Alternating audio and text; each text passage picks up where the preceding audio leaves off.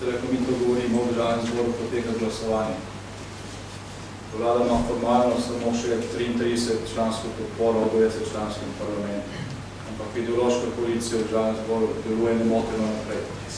Ima ravno toliko glasov kot leta 2008. In vsi zakoni, ki so pripravljeni na tej podlagi, recimo tožilski zakon, bo šli gladko skozi.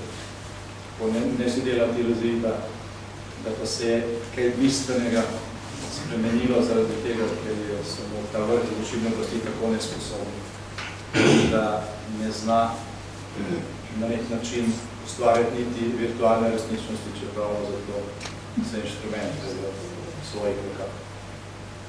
Ni problem to, da, ko smo večkrat slišali od predsednika vlade, da razni lobiji ne bi zadovoljni s tem, kar on dela.